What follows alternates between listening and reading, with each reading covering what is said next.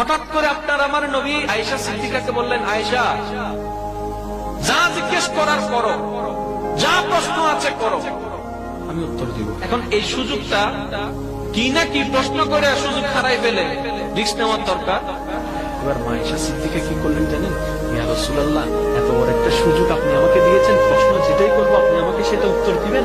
আমি কত সুযোগ পেয়েছি, কত বড় সুযোগ, কোন না কোন হালকা পাতলা প্রশ্ন করে একটা সুযোগ হারাই ফেলি, দরকার তো আমার নাই।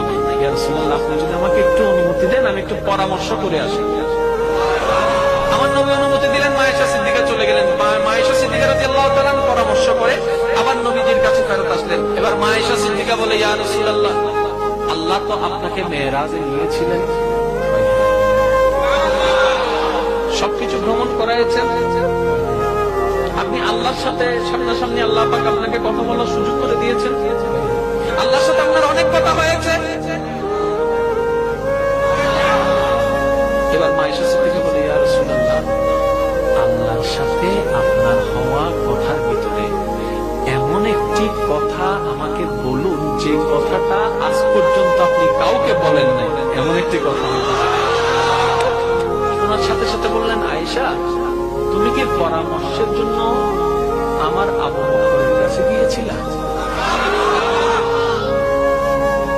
তুমি কি পরামর্শ করার জন্য আমার আবু বকরের কাছে গেছিলা? ইয়া রাসূলুল্লাহ,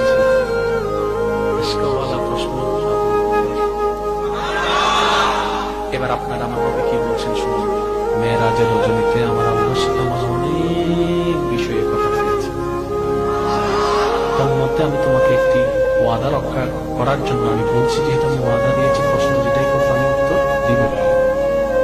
আল্লাহ পাক আমাকে বলেছেন মেরাজের রজনীতে, হাবিব, আপনার কোন উম্মত, আমি আল্লাহর কোন বান্দা, গভীর মনোযোগ, আপনার কোন উম্মত, আমি আল্লাহর কোন বান্দা যদি আরেকজন বান্দার ভাঙ্গা মনে জোড়া লাগাতে পারে, কন্তনওয়ালা চোখে হাসি ফুটাতে পারে, অশান্তি জীবনে শান্তি আনতে পারে, কারো জীবনে যদি সুখ এনে দিতে পারে, কারো জীবনে যদি মনটা যদি জোড়া লাগাই দিতে পারে, আমি আল্লাহ সে বান্দার সেই কাজটার কারণে তার সারা জীবনের গুনাহ মাফ করে তাকে আমি জান্নাতি করে দেব।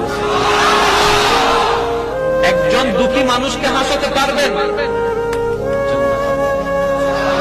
কিন্তু হাসাতে হবে এটা পাওয়ার জন্য নয়, ওনাকে রাজি করার জন্য।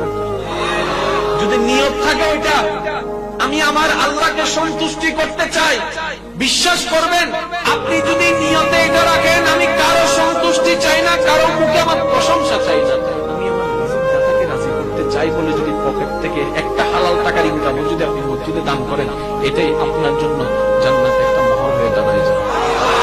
আর যদি নিয়তের মধ্যে আল্লাহ না থাকে, আল্লাহ সন্তুষ্টি না থাকে, এরকম যদি কোটি টাকাও যদি চেক লিখে দেন না, যে চেকে চেক থাকবে, টাকায় টাকা থাকবে, ওই টাকার মধ্যে লেখা থাকবে